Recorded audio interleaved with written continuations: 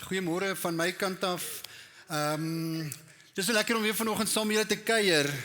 Dis so voorreg en soos Marie sê, dis lekker dat julle almal hier by ons is. Ek wil sommer net so noem, ek het nou 'n lekker baadjie, so ek het die baadjie gekry vir Vadersdag. En ek het nie seker wat sy hemp om aan te trek en ek trek toe nou 'n T-hemp aan en nou sê almal ek lyk soos Eckhart. So ek het ek wil net sê ek wil graag soos Eckhart wees en julle sal nie glo wat ek volgende jaar vir Vadersdag kry nie. Hare. Anyways, okay, so ek wil sommer net vir julle noem, so hier by Hallo Kerk, om 'n Sondag te maak werk, het ons uit die aard van die saak 'n paar mense nodig. En ek wil net vir julle sê, ons is ongelooflik dankbaar vir elke persoon wat ingekoop is, en dit waarmee ons onsself hier besig hou, en dit wat ons doen, en hoe hierdie by mekaar kom. So wat jy nou dalk nie sal weet nie, is om 'n Sondag te maak werk, vat omtrent amper 50 mense, vrywilligers, wat vroeg in die oggend hier is, om hierdie diens te maak werk. En dit sluit nou 'n paar mense in, ons het 'n produksiespan wat ons band is, en ons tegniese ouens is, en jy het hulle nou voorgesien, en dan die groep hier agter is net so groot soos die ouens hier voor, en hulle doen 'n baie belangrike werk. So ons het ons produksiespan, ons het ons Hallo Kids span, en dis nou die ouens wat nie ons kinders besig hou nie, maar werklik net investeer net in ons kinders se lewe, en ons is bevoorreg om net ook van hulle te hê, en Laura het laasweek bietjie met ons gesels daaroor, en net julle opgeroep en sê, hoorie maar, as jy dalk 'n hart het vir kinders, en jy sien jouself, dat jy dalk 'n diens op 'n Sondag vir ons kom help om te investeer in ons kinders, dan wil ons jou graag uitnooi daarna toe ook. En dan het ons 'n hy-team, wat 'n house team is. En die house team is dan nou is baristas, dis die ouens wat koffie maak. Jy sal nie glo nie, met almal wat ek praat, sê hulle, dit is so moeilik om die melk geskuim te kry, so dit is 'n bietjie van 'n storie. Maar ons het baristas daar, ons het 'n koffiespan wat seker maak ons koffiestasies is reg. Ons het 'n bedieningsspan. So wanneer ons na 'n diens, dan sê ons altyd, luister, hier is 'n span wat hier voor vir jou staan en wag, wat graag saam met jou wil bid. So hier is 'n bedieningsspan hier voor. Ons het die diakens, hulle is die ouens wat seker maak dat ons nie van die preek nie, wat jou geld niks speel, dit is nie, hulle is nie ouens wat die kollekte doen, maar ja, ekskuus, daar was dalk 'n simpel grapie. In elk geval, ons het ouens wat by die info-toonbank is, so hulle is, as jy meer informasie het, is hulle daar reg, en dan het ons 'n verwelkomingsspan, is die parkeerspan, wat jou laat welkom voel wanneer jy daar inkom, is die ouens wat jou by die deure groet, en dis die span wat hierdie maak werk. Dis die span wat as daar iemand niets vanoggend by ons ingestap het, om seker te maak, hulle voel welkom, dat daar is ten minste 'n koppie koffie, en dat ons jou geld vat. So dis die span wat ons het. En ons wil graag vir jou vra, dat as jy hier so sit en sê, maar ek wil so graag deel word net van hierdie span, ek het so eintlik so hard, ek het 'n spesifieke gawe, wil ons jou so graag nooi, dat jy kom deel raak, ook net van die span. Ons omtrent so 170 mense wat deel is van hierdie groep. En ons wil jou nooi, kom raak deel. Ons het in die oggende voor diens het ons so het ons 'n huddle wat ons bymekaar kom en saam bid en almal se harte hoor en so jy's regtig deel en ons wil jou so graag uitnooi om net deel te kom raak net ook daarvan. Nou ja, goed, ek wil graag vanoggend in die woord inkom en ons is besig met 'n reeks met die naam Geplant Groei Vrug. Laasweek gepraat oor geplant en julle sal onthou, ek het nou hier vir ficus geplant en nou ek moet sê, dit gaan goed met ficus. Die van julle wat laasweek hier was, ficus, dis nie ficus nie, net ekskuus, maar ficus gaan eendag so lyk, dit is so tipe plant en ons vir ficus geplant het en gesê, dit is so belangrik dat ons geplant moet wees in die regte omgewing en ons het juist gesê, die huis van die Here is een van daai areas, is waarin ons geplant kan wees. En wanneer ons praat van die huis van die Here, dan praat ons van die liggaam van Christus. So dis nie noodwendig die 4 mure wat ons het nie, maar dit is die omgewing waar binne ons onsself vind, hierdie perfekte omgewing waar ons onsself vind, sodat groei kan plaasvind. En ek dink is Paulus verwys wanneer hy briewe skryf, en ons weet dat Paulus die grootste deel van die Nuwe Testament geskryf het, dan skryf hy vir die kerk. Hy skryf juis vir hierdie liggaam. En dis hoekom dit so belangrik is dat ons in hierdie liggaam moet eer en dat ons hierdie liggaam ook sien, net as hierdie bymekaar kom plek, hierdie omgewing waar binne ons kan groei. En ons het ook gesê, dit gaan goed met die mens wie hulle krag in U vind. As dit ons krag in Hom kom sit en ons vind ons krag, vind ons eintlik net by die Vader, net by God, in ons sy teenwoordigheid.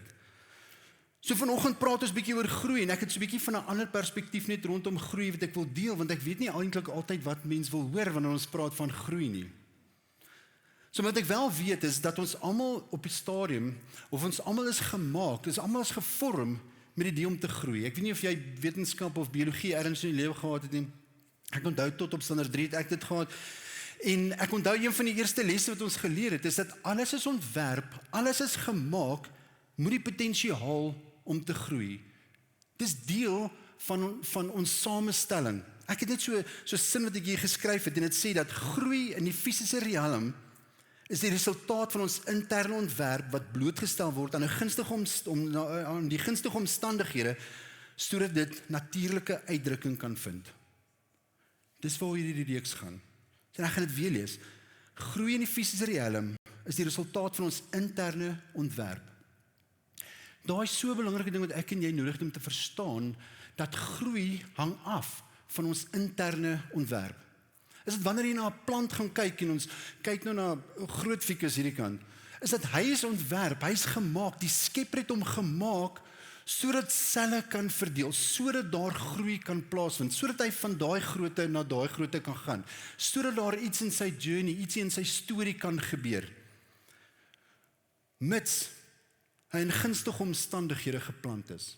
En laasweek praat ons toe oor plant. Vandag praat ons oor daai interne ontwerp. Wat is dit wat ons sê wanneer ons praat net van interne ontwerp? Die realiteit is dat ek en jy aan mekaar gesit is om te groei. En dit is maklik om dit te glo in ons fisiese lewe, nee. Dit is maklik want ek dink nou maar net gewoonlik so in die somermaande ry ek nou baie fiets en ek oefen graag, maar in die winters doen ek nie. En ek kan vir jou sê dat dit is dan makliker om fisies te groei net in die winter, net jy weet, maar want dit is wat ons doen in die fisiese wêreld. Ons eet baie en ons oefen min en dan groei ons, dan word ons meer. Want dit is hoe ons fisies net aan mekaar gesit het. Maar die Bybel kom vertel ons net van 'n ander groei wat vir my en jou ook waar is. Wat ons ook vir mekaar kan sê, dat ons is fisies aan mekaar, ons is aan mekaar geweef met 'n ander groei in gedagte. En die groei waarna ek verwys, is spesifiek geestelike groei. Is die plek dat wie ons is dat ons potensiaal het om selfs daar in ons lewe te groei. So daar's 'n skrif en die skrif sê vir my, maar wie laat ons groei? Hoe gebeur hierdie? Wie is verantwoordelik vir hierdie groei net in my lewe? En daai skrif, en ek dink as ek net praat van 'n interne ontwerp, het ons dalk nodig om te gaan kyk na ons ontwerper, om te verstaan.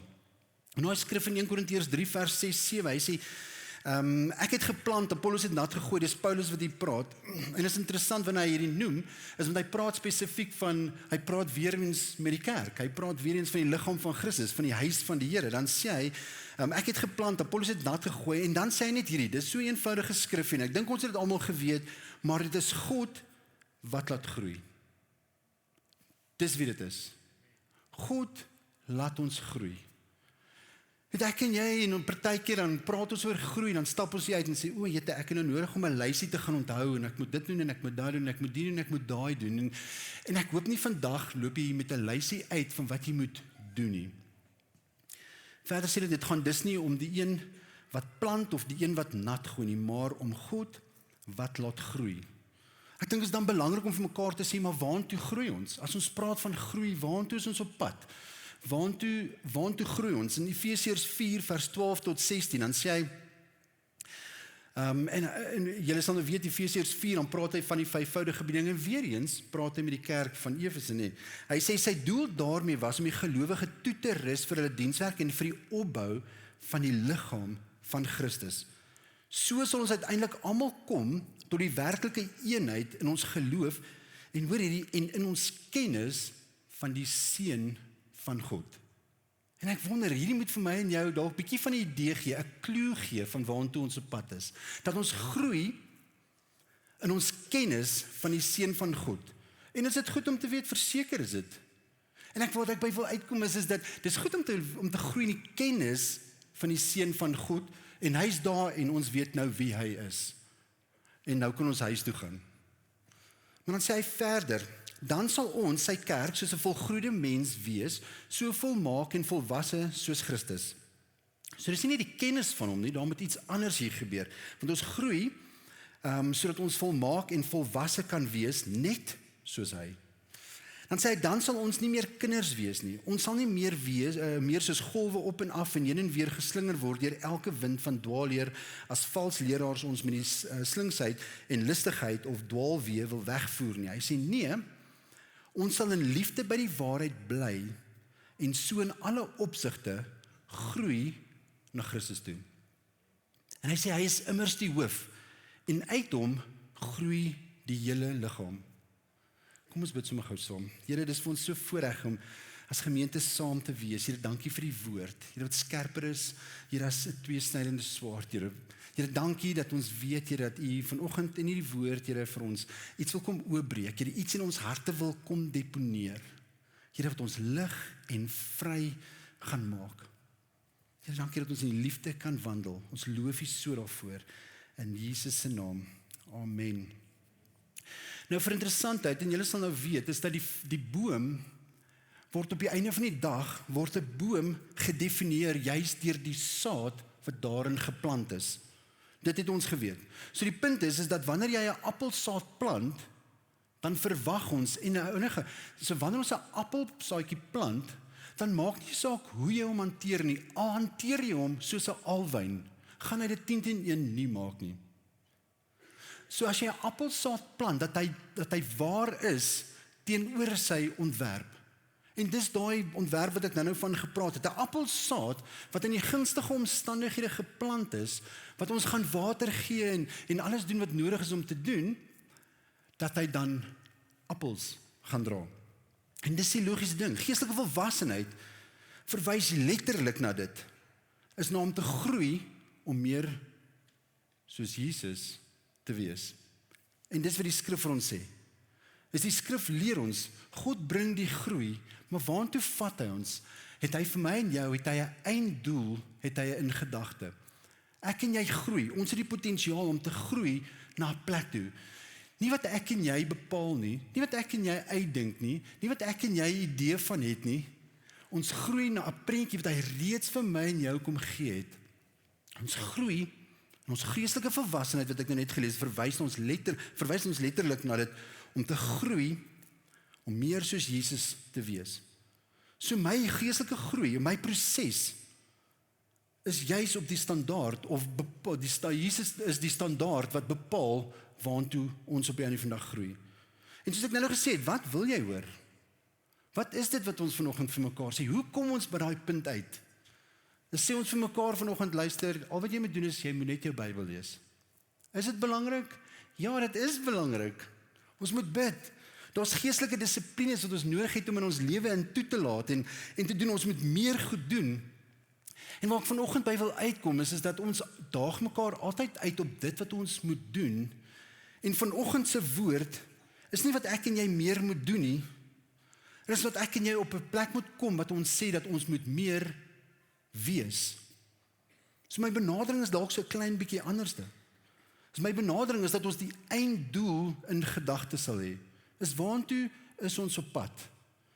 Dis nie wat ek doen om daar te kom nie, maar as ek gemotiveer, as ek die einddoel in oog het, dan begin my lewe in belyning te kom met waartoe ek op pad is.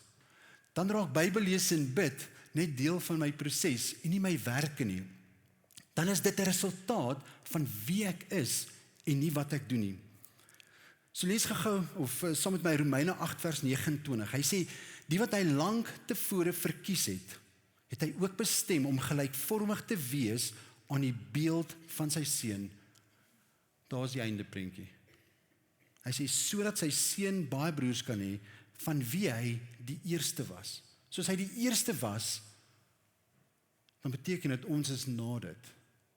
So wat hy sê is dat hy ook bestem om gelykvormig te word. Ek en jy is bestem om gelykvormig te wees aan die beeld van sy seun, sodat hy baie broers kan hê van wie hy die eerste is.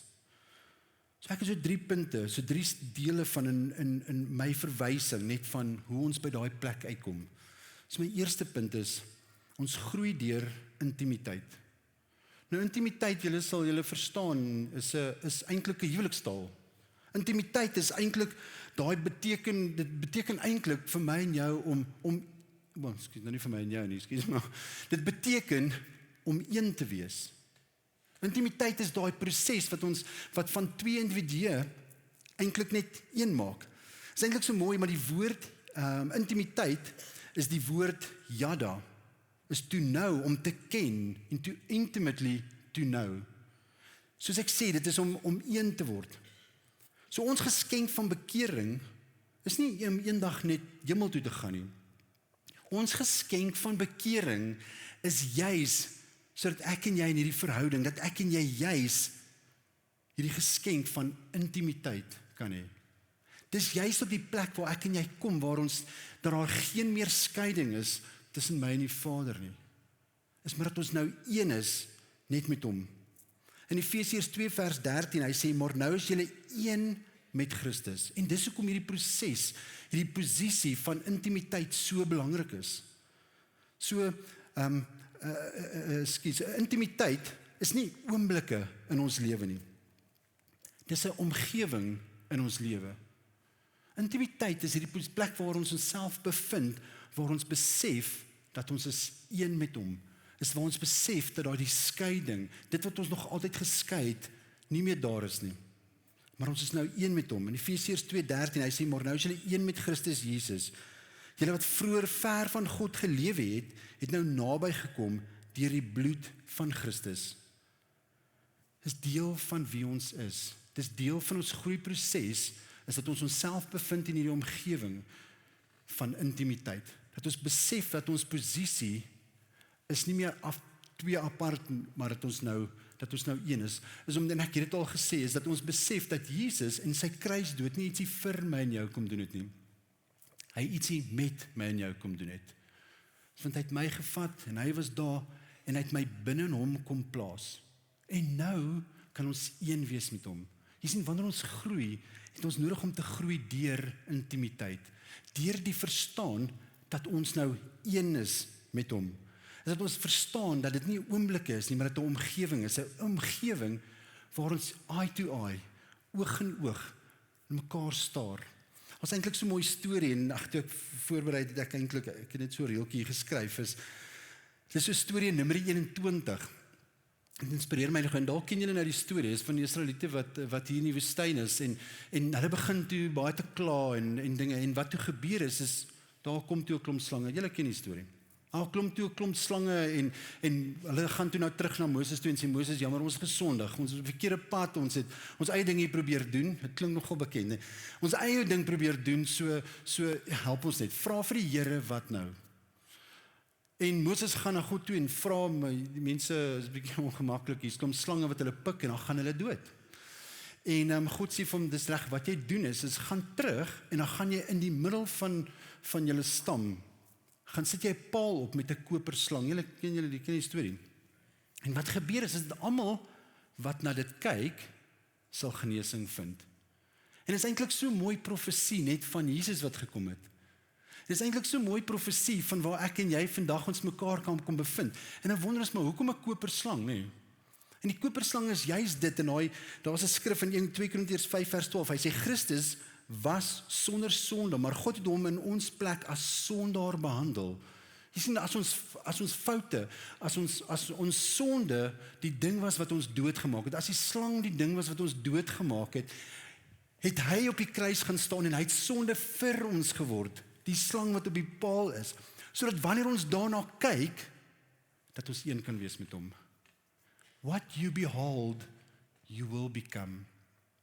En dis wat Numeri 21 ons so kom uitdaag. Dis wat hierdie skrif in 2 Korintiërs 5:21 vir ons kom sê.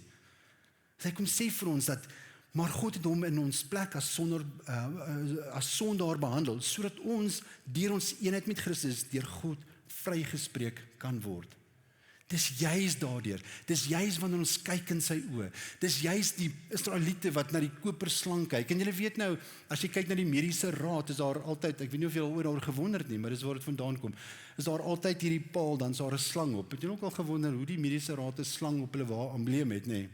En dis waar dit vandaan kom. Dis juist daarin waar ons genesing en ons genesing van afsondering vandaan kom. En die genesing is sodat daar eenheid kan wees. Sien, ons kan 'n lewe van dissipline hê. Maar ons het nodig om te weet, dit is in hierdie omgewing waar ons nodig het om een met hom te wees. Om te verstaan, daar is nou geen meer skeiding nie. Ek dink net in 'n huwelik, en hierdie mag dalk so klein bietjie stout wees, maar in die huwelik werk dit ook so. Is dat, en laasweek het ek ook bietjie oor die huwelik gepraat net, is dat, weet ons nou, nee, laat ek nou nie oor ons praat, want hierdie is dalk so 'n bietjie uit die kamer uit, maar op 'n stadium is daar 'n bietjie afsondering, en dan kuier ons, dan drink ons koffie, net so elke nou en dan, nee. En dan op 'n stadium sê nee, ons hou nou baie van mekaar, ons wil nou dit bietjie meer permanent maak. En dan trou ons, en ons beloof aan mekaar, en ons lê eet af.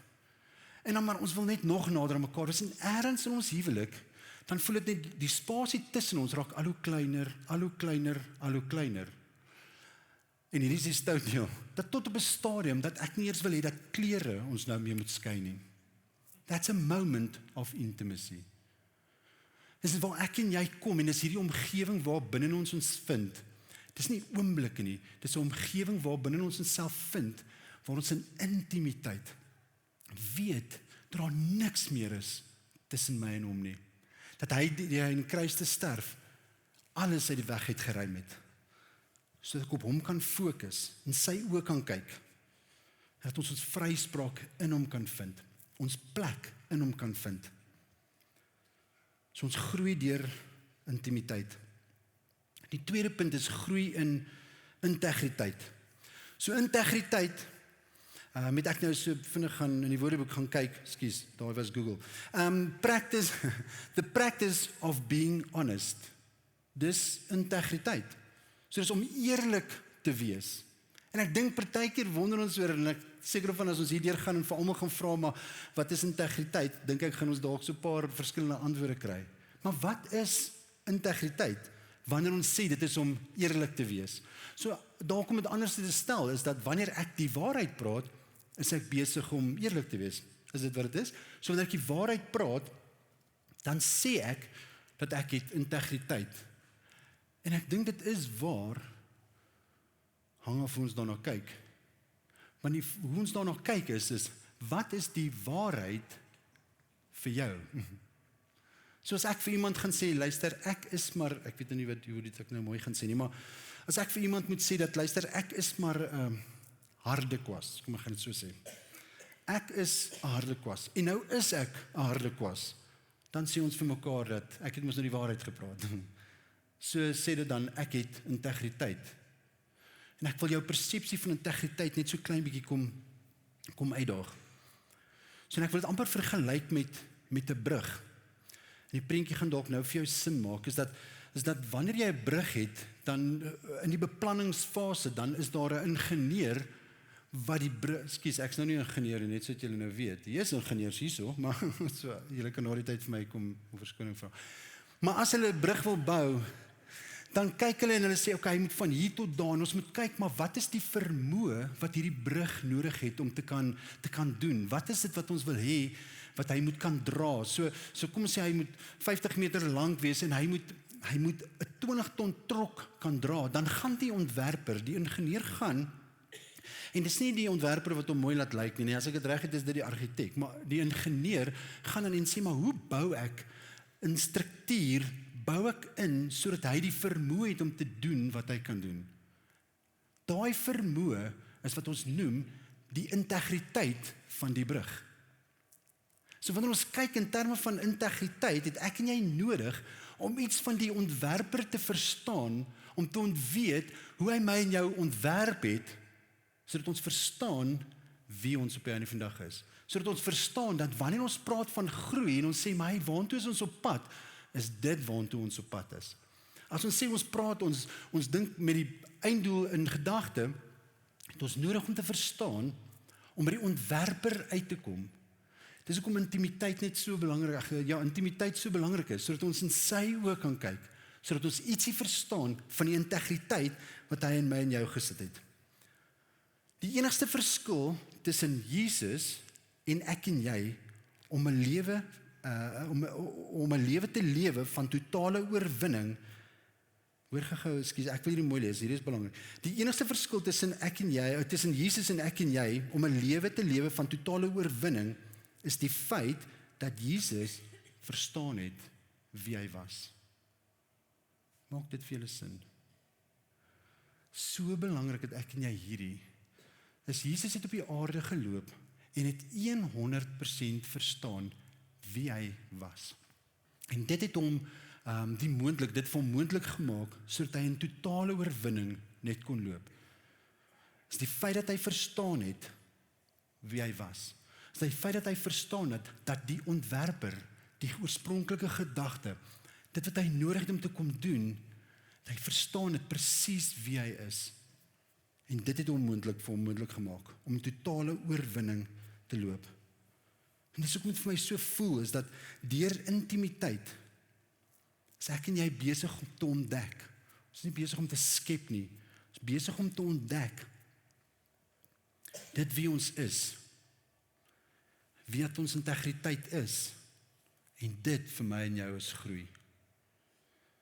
Sien, God is nie besig soos wat ons aangaan in ons lewe, en ons keuses in ons lewe maak, en ons meer kerk toe kom, en ons volwasse, en ons meer kennis kry.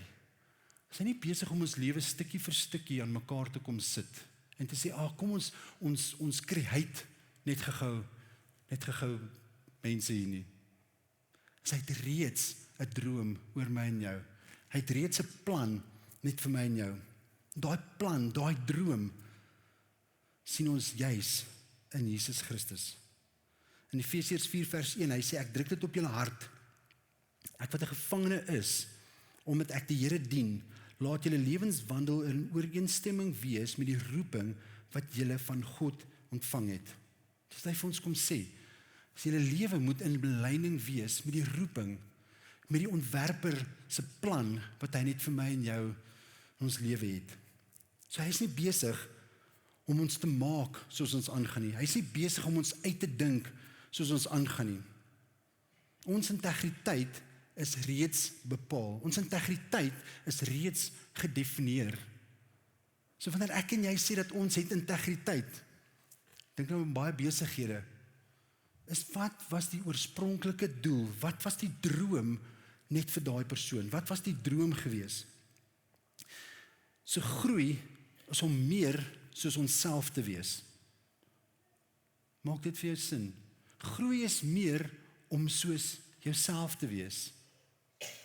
Wanneer ons deur die skrif gaan, is Jesus bly altyd ons verwysing, maar ultimately is dit dat hy vir my en jou kom wys het wie ons eintlik is, en groei vir my en jou is om net stukkie vir stukkie te gaan ontdek dit wie hy is, sodat ons verstaan wie ek en jy kan wees. Dit laat my so dink aan daai woord geregtigheid.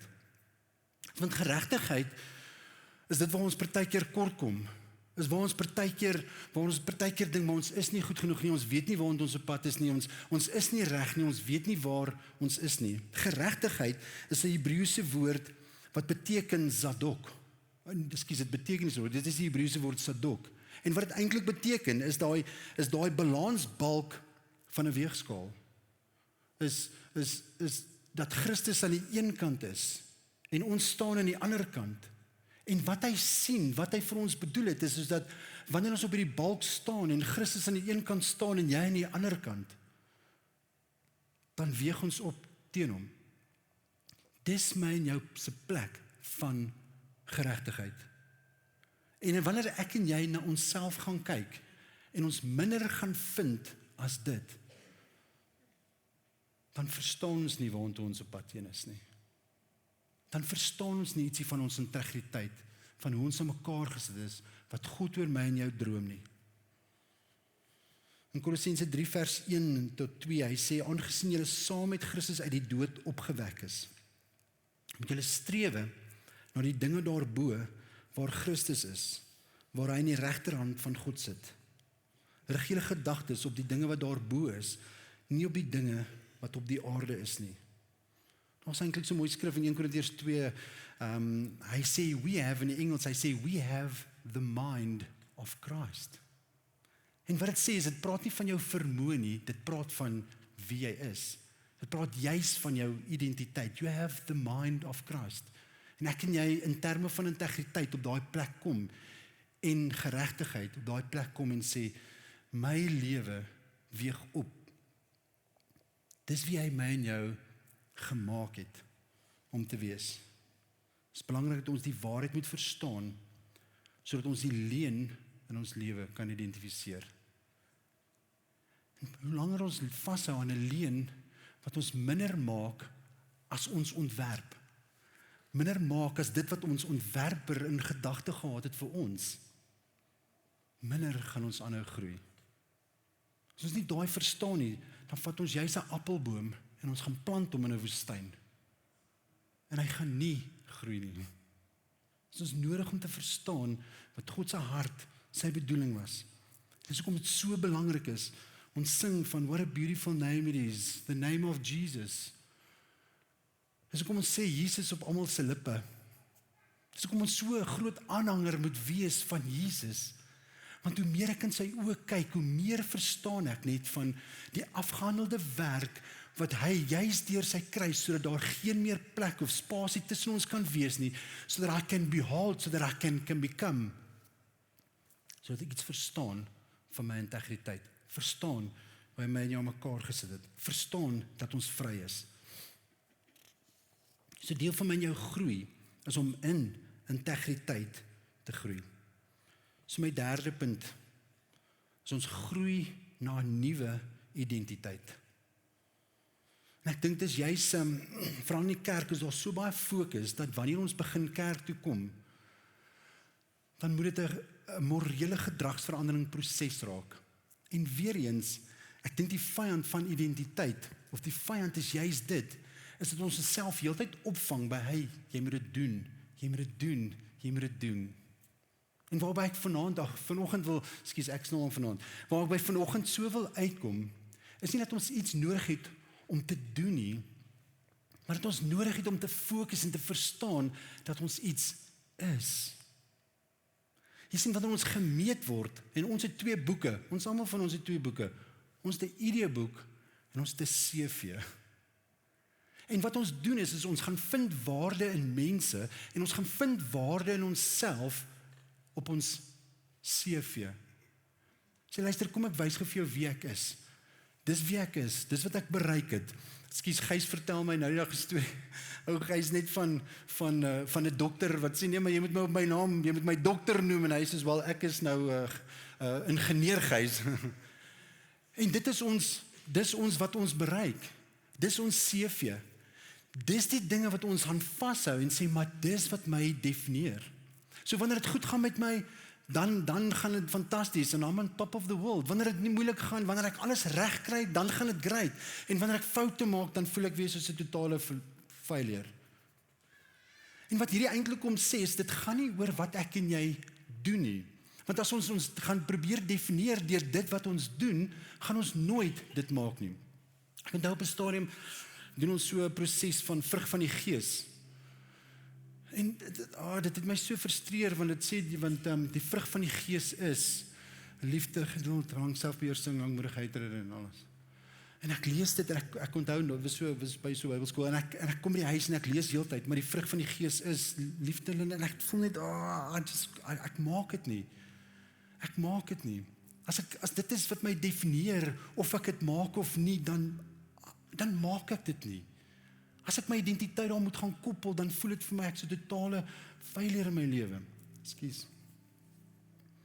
En wat dit eintlik sê is, maar die vrug van die Gees, die vrug van die Gees, die vrug van die Gees, is dat wanneer ek geplant is, wanneer ek toelaat dat hy in my lewe inkom, dan raak my vrug daai goed.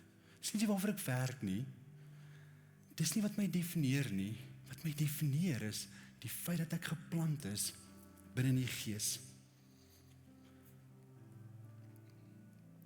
Is dit nodig om in ons nuwe identiteit te groei. So wanneer ons na mekaar kyk, dan oordeel ons nie mekaar op dit wat ons doen nie. En wanneer ons tot bekering kom, die eerste ding wat ons moet sê, en iets van julle, en ons gaan nou weer 'n gesprek hê om te sê, wil jy nie jou hand opsteek en ja sê nie. En die eerste ding wat ons voel is steek ons hand op en ons sê ons neem hom nou aan. Dan stap ons hier uit en voel, maar nou moet ek perfek wees. Nou moet ek alles reg doen. En dan kom jy die eerste keer en dan kry jy dit nie reg nie. Of jy sien, is alles nou vir niks gewees nie. Want ek dink ons mis 'n ongelooflike belangrike punt. Is dat wanneer ons hand opsteek en ons Jesus aanvaar, dan aanvaar ons nie dat ons goeders anders te gaan doen nie, maar dat ons aanvaar dat ons anderste is. Dat hierdie proses van identiteit is eintlik vir my en jou 'n proses om te verstaan deur intimiteit, deur te groei in integriteit en te verstaan wie ek is in Christus, wie Christus is, sodat ek 'n verwysing het van wie ek is. En ek kom in hierdie proses wat ek groei net na 'n nuwe identiteit toe. So is altyd 'n storie en ek het dit ook al vertel, maar net van jou identiteitsboekie. Dit is eintlik so 'n mooi storie, want jou identiteitsboekie kom sê mos wie jy is. En daar's 'n paar goedjies op jou boekie, nê. Daar's 'n foto van jou en dan is daar jou naam en al jou name en jou 'n nommer wat net uniek is aan jy. En ek wonder watse deel van daai boekie bepaal juis wie jy is. Is dit jou nommer? Ek dink dit is redelik uniek aan jou, so almal het sy eie nommer. Daar's 'n paar mense wat dieselfde naam het. Maar ons identiteit, julle, laat ek dit so sê, is jou boekie, as daar 'n nommer en 'n naam is, kan ons dit nie identifiseer met jou nie. Die enigste ding wat ons dit kan identifiseer aan jou, is die feit dat daar 'n foto van jou is. Dit is nie 'n foto van jou hand nie, dit is nie 'n foto van jou voet nie. Dit is 'n foto van jou hoof. Dit is eintlik so 'n mooi prentjie, is wat ons vir mekaar sê, is dat die dag toe jou hand opgesteek het, is dit, en dis waarin ek en jy groei, is dat ons ja gesê dat die prentjie op my ID-boekie nie my gesig is nie. Jesus. Jesus. Dis juist in Efesiërs 4 wat ons nou gelees het, dan sê hy is immers die hoof. Jy is sy kop wat op my ID-boekie staan, wat bepaal dat hierdie naam wat hier staan, Barend, ek gaan dit nou sê, Barend Jakobus Kriel, Jesus. Hy kom bepaal my waarde, my identiteit, hy kom bepaal wie ek is.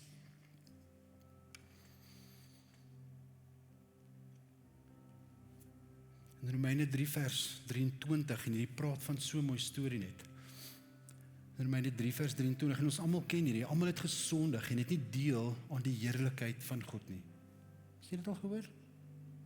Ons almal het gesondig en ons kom kort, julle. Ons almal. En dis waar ons storie eindig.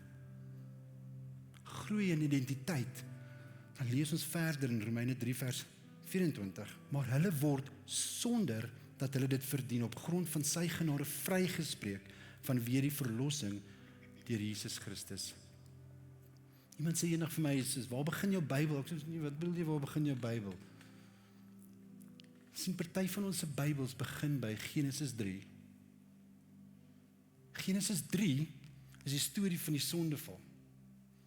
Dis die storie waar Adam en Eva uit lynheid was. En ons weet wat die vrug daarvan was. Die vrug daarvan was skaamte en onvrymoedigheid. Dis wat dit was, nee. En baie van ons sit vandag nog in daai onvrymoedigheid en skaamte en seer en onsekerheid en ek weet nie en my eie probeer, want ek moet dit wat ons nou verkeerd gedoen het, moet ek probeer regmaak. En eintlik wat dit sê is die punt van Genesis 3 is Genesis 1 begin by, maar kom ons maak mens. Ons Bybels begin by Genesis 3 en eintlik begin dit by Genesis 1 vers 29 wat hy gesê het, hy het hom gemaak in sy beeld, in sy gelykenis en hy het ons gemaak om te heers. Wanneer ons kyk en ons Bybels begin by Genesis 1, hou ons vas aan daai droom, nie aan Genesis 3 begin nie. Ek het jy nodig om dit so ons eie te maak. Wanneer ons groei in 'n nuwe identiteit, dan begin ons lewe, begin dit juist daar. En daar's soveel prentjies wat ek nog hier voorberei het, dalk enetjie wat ek met julle kan deel. So ons lees in Genesis 2, weer eens, ons begin by die boom van goed en kwaad. en ons lewe word opgevang. O, jy het daar val alles nou af. Ekskuus. Dit gebeur so elke week, net so tussen ons. Daar is hy. Is nou weer vas. Ons Genesis 2, lees ons van die boom van goed en kwaad. En baie keer vang ons lewe daarop vas. Weerens soos ek nou gesê het, ek moet vandag perform, nee, ek moet dinge goed doen, en ek moet reg doen, en ek moet reg, en ek moet dit, goed en kwaad. En dit is eintlik so mooi, dan lees ons die storie van Jesus, die kruisiging, dat deur sy kruis, deur sy dood, het daar vir my en jou lewe gekom, en dan in Openbaring 22, die laaste boek in die Bybel, dan kom herinner hy ons, dan kom sê hy, luister, inteendeel, daar in 22 vers 14, hy sê, as jy jou klere gewas het, dan het jy reg tot die boom van die lewe. En elke storie wat ek lees ek hierdie, is dat luister, ons identiteit is vas. Ek en jy het nodig om in die lewe van intimiteit, in ons integriteit te verstaan deur die ontwerper. Ons is nodig om in hierdie nuwe lewe van identiteit net in hom in te groei. Romeine 5 vers 70, hy sê, deur die oortreding van een mens het die dood begin, heerskappy voer deur hierdie een mens, praat van Adam, maar deur die een, Jesus Christus, is daar veel meer bereik. Daar kom ons herstel. Die wat die oorvloed van genade en die vryspraak as gawe ontvang het, sal lewe en heerskappy voer. Praat dat ek en jy in hierdie lewe van ons nuwe identiteit kan stap. Kom ons maak som ons oor toe. Here, dit is vir ons so voorreg. Here, jy sê dat almal wat jy aangeneem het, die mag het om kinders van God genoem te word. En ek wil so kom bid, Here, dat selfs vanoggend, wanneer ons net praat van ons vryheid net in U, Here, U hart, U droom, Here, oor ons lewe. Here, net hierdie afgehandelde werk van Christus. Here, wil ek so kom bid, dat ons vryheid sal ontdek, vryheid sal kom beleef, Here, in daai oomblik. In oomblikke van intimiteit, van 'n omgewing van intimiteit. Here, wil ek so kom bid deur die Gees, Here, dat U vir ons so ons integriteit, die waarheid net oor wie ons is, so sal kom vasmaak in ons gees. Ek loof U net so daarvoor. En soos wat ek nou gesê het, terwyl jy almal so oë toe is jy dalk nog besig om jou einddoel te probeer uitfigure. Ek wil jou sê dat dit is so eenvoudig, soos om vanoggend jou hand op te steek, te sê ek wil Jesus aanneem in 'n proses. En ek wil vir jou vra, wie net jou hand in die lug steek en jy is welkom om dadelik weer te laat sak. Net te sê, maar ek het probeer werk aan my identiteit, ek het probeer werk om hierdie te maak werk, en dalk is jy hierso vanoggend en sê, maar ek wil my beste poging, wil ek kom verruil vir die afgehandelde werk van Christus. Ek wil hom aanneem, daar is 'n laaste geleentheid, as jy net kies voel, daar is 'n paar hande wat opgegaan het, en ek wil graag 'n gebed, saam met elke hand wat opgegaan het, wil ek graag 'n gebed saam jou bid. Kan ek jou vra dat jy hierdie gebed net saam met my hart, net bid, saam met almal wat hierso sit, net hierdie gebed saam met my bid. Hemelse Vader, dankie dat Jesus aan die kruis gesterf het. Ek kies vandag om my lewe aan U te wy,